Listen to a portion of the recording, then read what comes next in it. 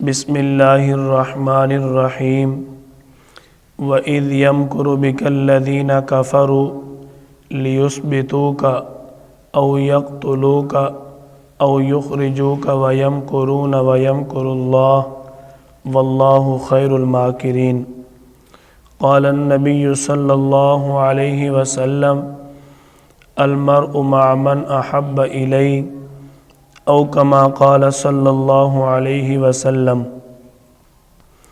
صدق اللہ وصدق رسولہ النبی الکریم اللہم صلی علی محمد وعلی آل محمد کما صلیت علی ابراہیم وعلی آل ابراہیم انک حمید مجید اللہم بارک علی محمد وعلی آل محمد کما بارکت علی ابراہیم وعلی آل ابراہیم انک حمید مجید۔ بحمد اللہ تعالی ہمارا پیارے نبی صلی اللہ علیہ وسلم کی سیرت طیبہ کے حوالے سے سلسلہ وار سیرت النبی صلی اللہ علیہ وسلم بیان چل رہا ہے، جس میں ہم آپ صلی اللہ علیہ وسلم کی 53 سالہ سیرت طیبہ پر بات سن چکے۔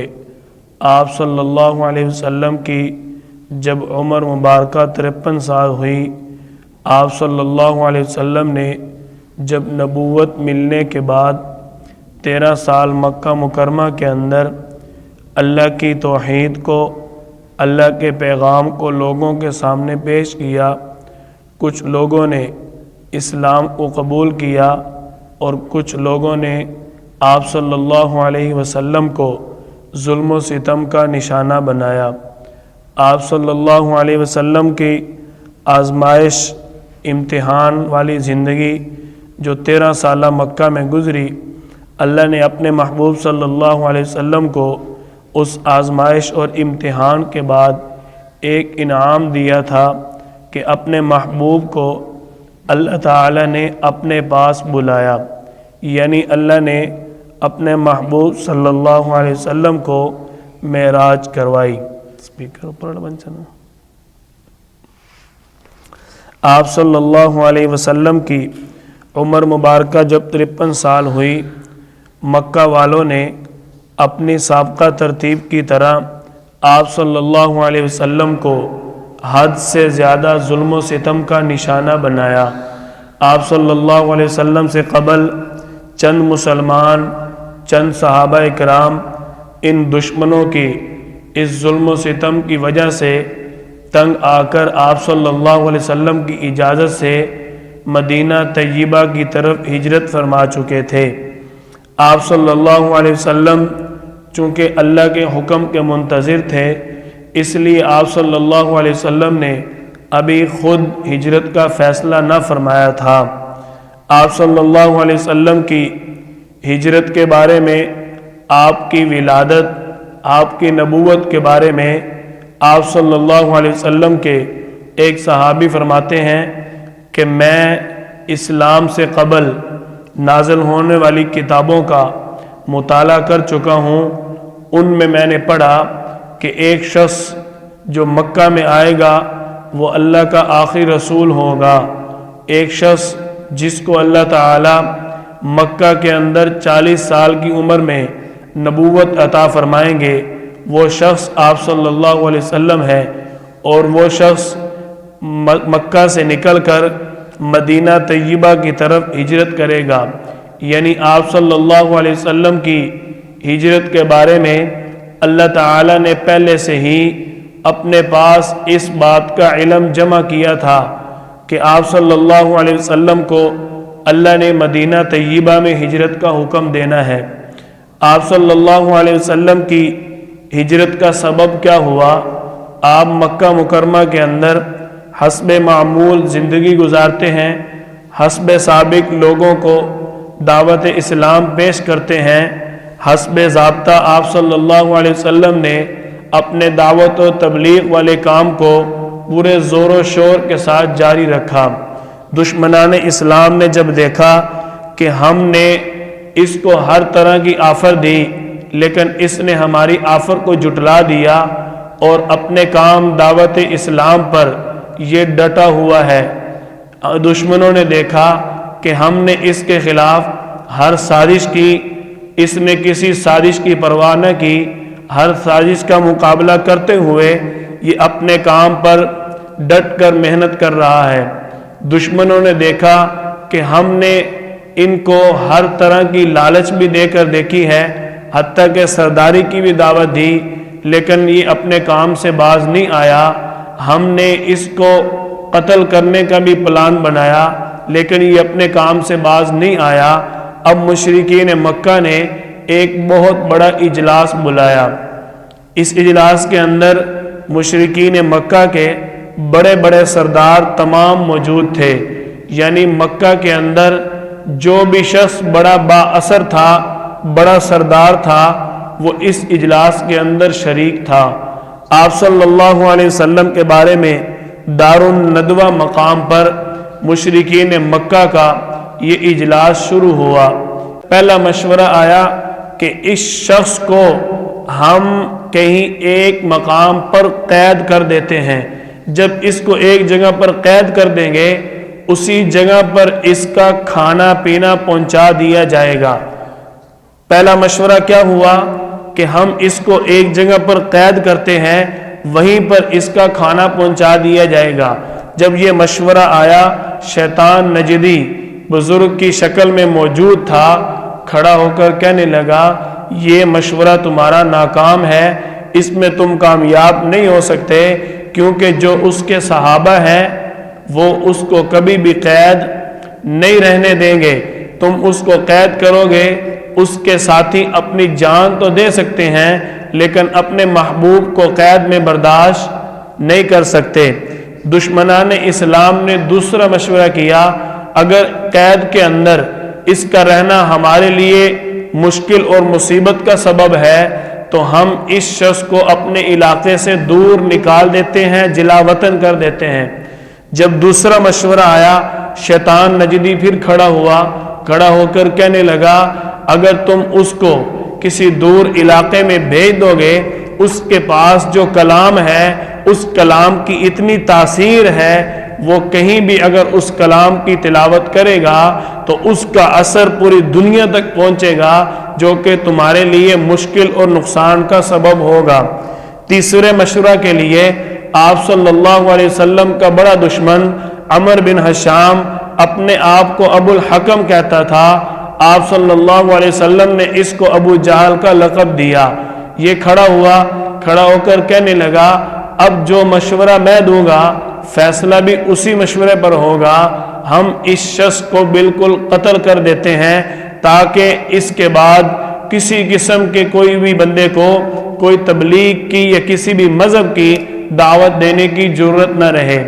شیطان نجدی نے پوری زور و شور کے ساتھ ابو جہل کے اس مشورے کی تائید کی اور ابو جہل کے بھائی ہونے کا ثبوت دیا۔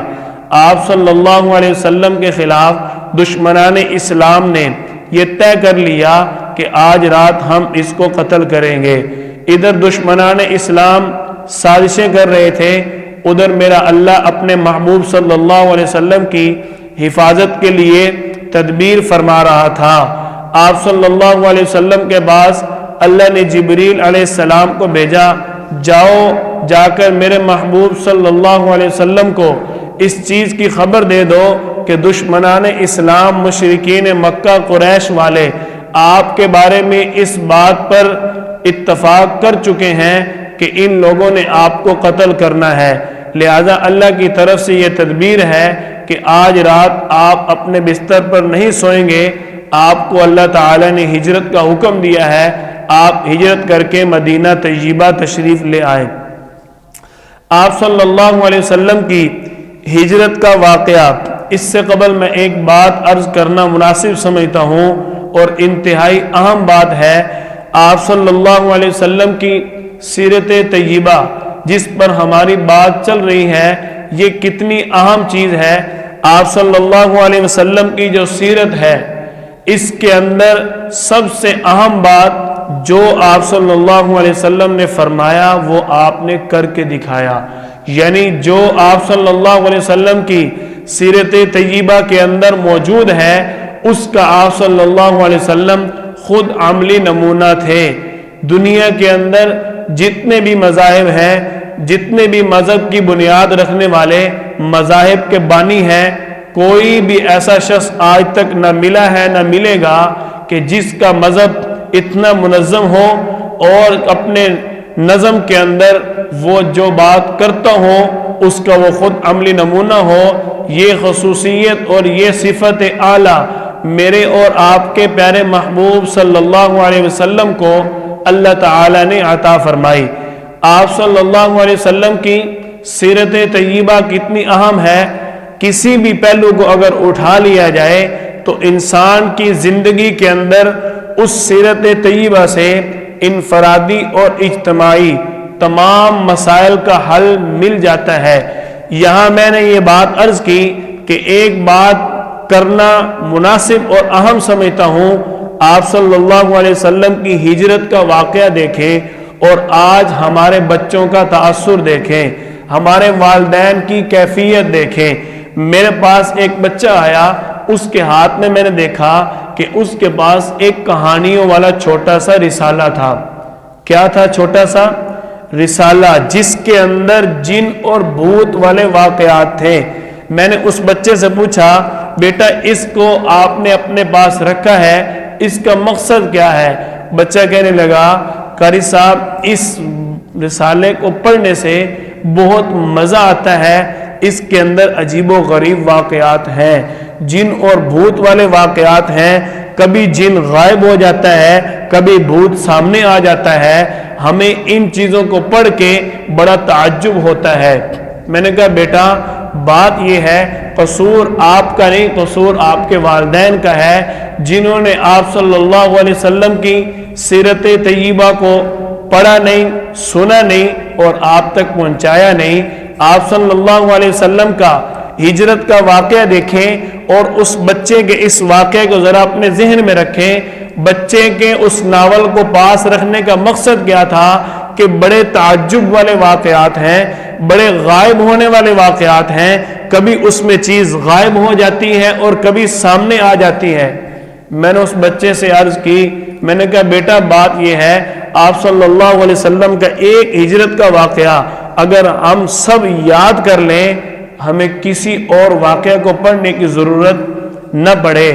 آپ صلی اللہ علیہ وسلم کو میرے اللہ نے حکم دیا، آپ اپنے بستر پر آج نہیں سوئیں گے۔ آپ صلی اللہ علیہ وسلم کے بستر مبارک پر سیدنا علی المرتضی شیر خدا رضی اللہ تعالیٰ عنہ آرام فرما ہوتے ہیں۔ حضرت علی رضی اللہ تعالیٰ عنہ فرماتے ہیں، میں پوری زندگی کبھی اتنی میٹھی نیند نہیں سویا جتنی میٹھی نیند میں آپ صلی اللہ علیہ وسلم کے بستر مبارک پر ہجرت والی رات سویا تھا۔ آپ صلی اللہ علیہ وسلم کے بستر سے حضرت علی کو سکون ملا۔ دیکھو آپ صلی اللہ علیہ وسلم کی ہجرت کے واقعے کے اندر کتنا تعجب ہے، میری بات کو پوری طرح سمجھیے گا، اس بچے کے اس ناول والی بات کو بھی ذہن میں رکھنا اور آپ صلی اللہ علیہ وسلم کی ہجرت والے واقعے کو بھی ذہن میں رکھنا۔ آپ صلی اللہ علیہ وسلم کو میرے اللہ نے حکم دیا، آپ اپنے گھر سے نکلیں گے، آپ کو اللہ کا حکم ہے، سورہ یاسین کی آیت فَأَغْشَيْنَاهُمْ فَهُمْ لَا يُبْصِرُونَ پڑھتے ہوئے آپ دشمنوں کے سامنے میں نکلیں گے، آپ دشمنوں کی طرف ایک مٹھی خاک پھینکیں گے، دشمن آپ کو دیکھ نہیں سکے گا۔ یہاں میں عرض کرتا ہوں، آپ صلی اللہ علیہ وسلم اپنے گھر سے نکل رہے ہیں، دشمنان اسلام نے گھر کا گھیراؤ کیا ہوا ہے، آپ دشمنوں کے سامنے نکل گئے، دشمن آپ صلی اللہ علیہ وسلم کو دیکھ نہ سکا۔ کیا اس واقعے کے اندر تعجب نہیں ہے؟ آپ صلی اللہ علیہ وسلم ان کے سامنے خاک پھینکتے ہوئے نکل رہے ہیں، کیا اس واقعے کے اندر تعجب نہیں ہے؟ دشمن آپ کو دیکھ نہ سکا، اللہ نے دشمنوں کو اندھا کر دیا۔ یہی نہیں بلکہ آپ صلی اللہ علیہ وسلم جب وہاں سے نکل گئے، ان کو ایک شخص نے آ کر بتایا جس کے لیے تم نے اس گھر کا محاصرہ کیا ہوا ہے وہ تو یہاں سے جا چکا، انہوں نے تمہارے سروں پر خاک ڈال دی، دشمنوں نے اپنے سروں پر ہاتھ پھیرا تو ان کے سروں پر واقعتاً خاک موجود تھی۔ کیا اس بات میں تعجب نہیں ہے کہ آپ صلی اللہ علیہ وسلم نے خاک ڈالی، دشمنوں کو اللہ نے احساس نہ ہونے دیا۔ آگے چلیے، آپ صلی اللہ علیہ وسلم سیدنا صدیق اکبر رضی اللہ تعالیٰ عنہ کے دروازے پر پہنچتے ہیں۔ ابھی آپ صلی اللہ علیہ وسلم نے دروازہ کھٹکھٹایا نہیں، دروازہ کھل جاتا ہے، ابن ابی قحافہ سامنے آتے ہیں، یا رسول اللہ تشریف لے آئیے۔ آپ صلی اللہ علیہ وسلم پوچھتے ہیں ابو بکر میں نے تو دروازہ کھٹکھٹایا نہیں ہے، تجھے کیسے معلوم ہوا؟ سیدنا صدیق اکبر رضی اللہ تعالیٰ عنہ عرض کرتے ہیں یا رسول اللہ جب سے آپ نے ہجرت والی بات کا اظہار کیا تھا اس دن سے لے کر آج تک آپ کا غلام ابو بکر دن رات انتظار کرتا رہتا ہے کسی وقت میرا محبوب مجھے اپنے ساتھ لے جانے کے لیے پہنچ جائے اور ابو بکر سے کہیں انتظار میں تاخیر نہ ہو جائے۔ قربان جب ابو بکر، آج دنیا کہتی ہے الانتظار اشد من الموت، انتظار موت سے بھی سخت ہے۔ قربان جب ابو بکر تیرے مقدر پر کیا کہہ رہے ہیں یا رسول اللہ میری یہ خواہش اور طلب ہے آپ کے انتظار میں بھی کہیں مجھ سے تاخیر نہ ہو جائے۔ سیدنا صدیق اکبر رضی اللہ تعالیٰ عنہ نے دروازہ کھول دیا، آپ صلی اللہ علیہ وسلم نے کھٹکھٹایا نہیں۔ کیا اس بات کے اندر تعجب نہیں ہے؟ ہم اس واقعے کو اگر پڑھیں تو کیا ہمیں اس بات سے ایک آپ صلی اللہ علیہ وسلم کی سیرت سے لطف اور سکون نہیں آئے گا؟ آپ صلی اللہ علیہ وسلم کی اس ہجرت والے واقعے کو دیکھیں، آج لوگوں کمپیوٹر کے ذریعے دروازے کھول رہے ہیں، دل کے ذریعے دروازہ کھولنا کمال ہے، بٹن اور کمپیوٹر کے ذریعے دروازہ کھولنا کمال نہیں ہے۔ آپ صلی اللہ علیہ وسلم کی دل کی تار ابو بکر کے دل کے ساتھ اور ابو بکر کے دل کی تار آپ صلی اللہ علیہ وسلم کے دل کے ساتھ جڑی ہوئی تھی۔ آپ صلی اللہ علیہ وسلم ابھی دروازے پر پہنچے، ابو بکر نے خود ہی دروازہ کھول دیا۔ اس طرح دروازہ کھلوانا کمال ہے۔ آپ صلی اللہ علیہ وسلم کی ہجرت کے واقعے اگر بچوں کو پڑھائیں اس میں کتنا تعجب اور لطف اور سکون ہے۔ آگے چلیے، آپ صلی اللہ علیہ وسلم کے اس ہجرت والے واقعے کے اندر پیار، محبت، عشق اور قربانی کا درس بھی ملتا ہے۔ کئی لوگ اس طرح کے واقعات پڑھتے ہیں، اس طرح کے ڈائجسٹ اور ناول پڑھتے ہیں کہ ان میں عشق اور محبت کے واقعات مل جائیں۔ آپ صلی اللہ علیہ وسلم کی ہجرت کا واقعہ، قربان جائیں ان دونوں دوستوں پر، دونوں یاروں پر، دونوں عاشقوں پر آپ صلی اللہ علیہ وسلم نے ابو بکر کو ساتھ لیا۔ آپ صلی اللہ علیہ وسلم سے ابو بکر عرض کرتے ہیں یا رسول اللہ آپ کیا مجھے ہجرت کے لیے ساتھ لے کر جائیں گے؟ آپ صلی اللہ علیہ وسلم نے فرمایا ہاں ابو بکر یہ اللہ کا حکم ہے، میرے ساتھ ہجرت میں ہم سفر ابو بکر ہوگا۔ سیدنا صدیق اکبر رضی اللہ تعالیٰ عنہ کی آنکھوں میں آنسو آ گئے، یا رسول اللہ اللہ نے میرا انتخاب کیا ہے۔ سیدنا صدیق اکبر کو لے کر آپ صلی اللہ علیہ وسلم آگے چل پڑتے ہیں۔ دیکھو کتنی محبت، الفت، جان نثاری اور قربانی والے اس کے اندر اللہ تعالیٰ نے اسباق رکھے۔ آپ صلی اللہ علیہ وسلم جا رہے ہیں، ابو بکر رضی اللہ تعالیٰ عنہ کبھی دوڑ کر سامنے آتے ہیں، کبھی دوڑ کر دائیں اور بائیں آتے ہیں، کبھی دوڑ کر آپ کا پیچھے سے تحفظ کرتے ہیں۔ آپ صلی اللہ علیہ وسلم نے پوچھا ابو بکر بات کیا ہے، کیا کرتے ہو؟ کبھی دوڑ کر دائیں ہوتے ہو، کبھی دوڑ کر سامنے اور کبھی بائیں آ جاتے ہو۔ عرض کی یا رسول اللہ میں اپنی جان سے زیادہ آپ سے محبت کرتا ہوں، مجھے جب ڈر ہوتا ہے کوئی دشمن آپ کی طرف دائیں سے آ رہا ہے میں بھاگ کر دائیں ہو جاتا ہوں، جب مجھے ڈر ہوتا ہے کہ دشمن آپ کی طرف بائیں سے آ رہا ہے میں دوڑ کر بائیں ہو جاتا ہوں، آگے اور پیچھے جب مجھے احساس ہوتا ہے دشمن آپ کی طرف آ رہا ہے میں دوڑ کر سامنے آ جاتا ہوں۔ آپ صلی اللہ علیہ وسلم کے اس ہجرت والے واقعہ کو اگر ہم اپنے بچوں کو سنائیں، کیا اس میں عشق اور محبت نہیں ہے؟ کیا اس میں عشق اور قربانی کی باتیں نہیں ہیں؟ آپ صلی اللہ علیہ وسلم آگے چلیے، سیدنا صدیق اکبر آپ کو لے کر چلتے ہیں۔ آپ صلی اللہ علیہ وسلم کو ابو بکر رضی اللہ تعالی نے کندھوں پر سوار کیا، اس کی وجہ کیا بنی؟ آپ صلی اللہ علیہ وسلم جب غار کے پاس پہنچ گئے، غار سور کے قریب پہنچے، اب پہاڑ کے اوپر چڑھ کے جانا تھا، اب اونٹنی کا اس طرف چڑھنا مشکل اور محال تھا۔ سیدنا صدیق اکبر رضی اللہ تعالیٰ عنہ کو برداشت نہ ہوا، نکیلے پتھر ہیں، میرے محبوب کے نرم پھولوں جیسے پاؤں، ان پر پتھر لگے، ابو بکر ساتھ ہو، یہ کیسے ہو سکتا ہے؟ آپ صلی اللہ علیہ وسلم کو محبت میں جھوم کر کندھوں پر اٹھا لیا۔ یہاں میں ایک بات اور عرض کر دیتا ہوں، نکتہ ہے، ذرا سنبھالیے گا۔ اگر اللہ تعالیٰ آپ صلی اللہ علیہ وسلم کو ابو بکر کے کندھوں پر سوار کرتا ہے، ہمیں اس پر بھی کوئی اعتراض نہیں ہے۔ اگر اللہ تعالیٰ آپ صلی اللہ علیہ وسلم کے کندھوں پر آپ کے نواسوں کو سوار کرتا ہے، ہمیں اس پر بھی کوئی اعتراض نہیں ہے۔ دونوں ہمارے ایمان کا حصہ ہے۔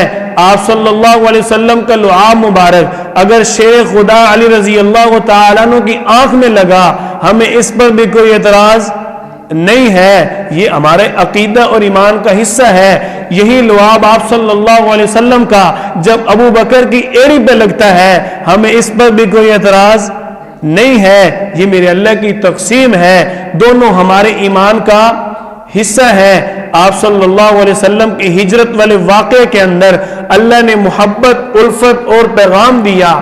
کیا پیغام دیا؟ کہ اس کے اندر اپنے بچوں کو لاؤ۔ آپ صلی اللہ علیہ وسلم کی صرف ہجرت والے واقعات کو اٹھا کر اپنے بچوں کے سامنے پیش کریں، بچے جھوم جائیں گے۔ ابو جی ہر روز آپ صلی اللہ علیہ وسلم کی سیرت سنائی جائے۔ آگے چلیے، آپ صلی اللہ علیہ وسلم غار ثور پہ پہنچتے ہیں۔ غار ثور پہ پہنچ گئے۔ اب دیکھیں، ایک ہی دن میں اللہ کے حکم کے ساتھ مکڑی نے اتنا جالا تن دیا، سارے غار کا منہ بند ہو گیا۔ کیا اس واقعے کے اندر تعجب نہیں ہے؟ کیا اس واقعے کے اندر بندے کو ذہن بندے کا منتشر نہیں ہوتا کہ یہ کتنا اللہ تعالیٰ کا کرم اور فضل تھا؟ ہماری سمجھ میں کیسے آ سکتا ہے؟ آپ صلی اللہ علیہ وسلم کے اس ہجرت والے واقعات کے اندر قربانی اور الفت دیکھیے۔ سیدنا صدیق اکبر رضی اللہ تعالیٰ عنہ اپنے محبوب کی حفاظت کے لیے پہلے خود غار میں جاتے ہیں کہ غار میں میرے محبوب کو کوئی بچھو، سانپ یا کوئی کیڑا ڈس نہ لے، کوئی نقصان نہ پہنچا دے۔ اپنے جسم کے کپڑے پھاڑ کر غار کے سوراخ بند کرتے ہیں۔ اپنے بچوں کو ہجرت کا واقعہ سنائے نا، اس میں کتنی محبت اور الفت کا درس ہے۔ آگے چلیے، آپ غار سے نکلتے ہیں۔ سراقہ بن مالک ابھی مسلمان نہ ہوا تھا، آپ صلی اللہ علیہ وسلم کے پیچھے آئے۔ مشرکین مکہ نے انعام رکھا تھا، جو ان دونوں میں سے یعنی آپ صلی اللہ علیہ وسلم اور صدیق اکبر، ان دونوں میں سے کسی ایک کو بھی پکڑ کر لائے گا، اس کو 100 اونٹ انعام ملے گا۔ سراقہ بن مالک اسی انعام کو حاصل کرتے ہوئے غار ثور کے قریب پہنچ گئے۔ آپ صلی اللہ علیہ وسلم ابھی غار سے نکلے ہیں، آپ نے دیکھا سامنے سراقہ آ رہا ہے۔ صدیق اکبر رضی اللہ تعالیٰ عنہ عرض کرتے ہیں، یا رسول اللہ، اب تو ہم پکڑے گئے، اب تو ہم مارے گئے، اب کیا ہوگا؟ آپ صلی اللہ علیہ وسلم نے فرمایا، لا تحزن ان اللہ معنا، ابو بکر پریشان نہ ہو، غم نہ کر، اللہ ہمارے ساتھ ہے۔ آپ صلی اللہ علیہ وسلم نے اللہ سے فوراً سراقہ کے لیے بد دعا کی۔ ان کے گھوڑے کے پاؤں زمین میں دھس گئے، گھوڑا زمین میں دھس گیا۔ کیا اس واقعے میں تعجب نہیں ہے؟ اپنے بچوں کو یہ واقعات سنائے نا۔ آپ صلی اللہ علیہ وسلم کی سیرت کے واقعات سن کے بچے جھوم جائیں گے، بچے لطف اٹھائیں گے۔ اصل واقعات یہ ہے، ہم نے جن اور بھوت والے جھوٹے ناول اپنے بچوں کے ہاتھ میں تھما دیے۔ آپ صلی اللہ علیہ وسلم کی بد دعا سے سراقہ کو گھوڑا زمین میں دھس گیا۔ آگے چلیے، اللہ نے اس ہجرت والے واقعے میں کتنے محبت والے پہلو رکھے ہیں۔ سراقہ بن مالک نے دیکھا، وہیں سے نعرہ لگایا، آپ اللہ کے رسول ہیں، مجھے لگتا ہے آپ ہی اللہ کے رسول ہیں، میں نے آپ کو پہلی مرتبہ دیکھا، آپ اتنے خوبصورت ہیں، اگر آپ کو میں نے پہلے دیکھا ہوتا میں آپ پر ضرور ایمان لے آتا، اور آپ کی وجہ سے میرا گھوڑا زمین میں دھس گیا، آپ مجھے معاف کر دیں، میں آپ پر ایمان لاتا ہوں۔ آپ صلی اللہ علیہ وسلم نے دوبارہ اللہ سے دعا کی، سراقہ بن مالک کا گھوڑا زمین سے نکل کر زمین پر کھڑا ہو گیا۔ کیا اس بات میں تعجب نہیں ہے؟ اپنے بچوں کو یہ واقعات سناؤ۔ آپ صلی اللہ علیہ وسلم کی سیرت کے واقعات بچوں کو کس طرح سنانے ہیں۔ آپ ہجرت کر کے اب آگے چلتے ہیں، غار ثور سے مدینہ کی طرف چلے۔ راستے میں ام معبد رضی اللہ عنہ کی جھونپڑی آئی۔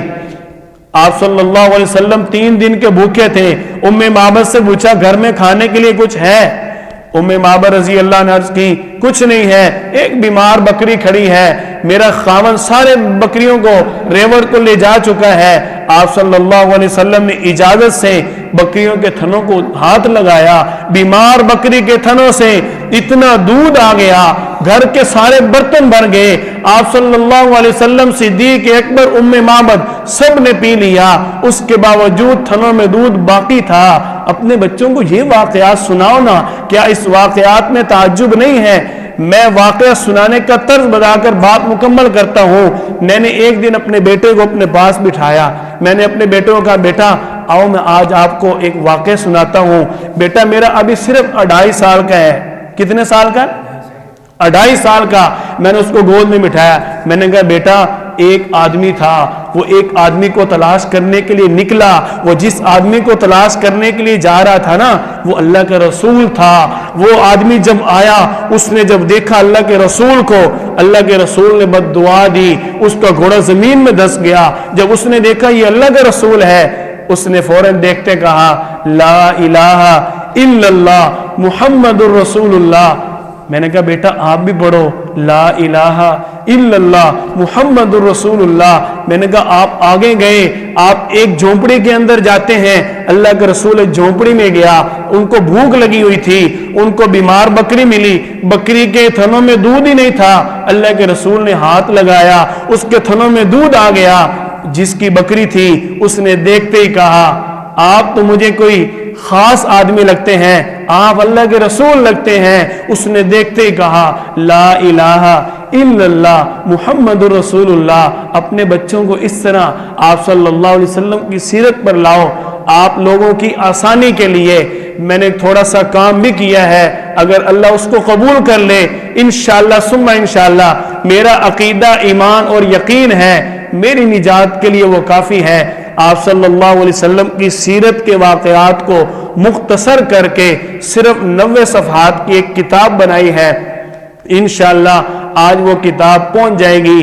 آپ بھی وہ کتاب خریدیں، اپنے بچوں کو وہ سیرت کے واقعات سنائیں۔ اس کے اندر سب سے عام چیز کا جو خیال کیا گیا ہے مختصر اور آسان اردو، اور آپ صلی اللہ علیہ وسلم کی ولادت سے وفات تک ترتیب کے ساتھ، یعنی جب آپ کے 30 سال کی عمر کا واقعہ ہے وہ 30 سال کی عمر والا ذکر کرنے کے بعد 35 سال والا ذکر کیا گیا، آگے پیچھے نہیں ہے۔ اپنے بچوں کو آپ صلی اللہ علیہ وسلم کی سیرت سنائیں۔ اللہ تعالیٰ ہم سب کو اپنے محبوب صلی اللہ علیہ وسلم کی سیرت طیبہ کو سننے کی، پڑھنے کی، یاد کرنے کی، اپنے گھروں میں عام کرنے کی توفیق عطا فرمائے۔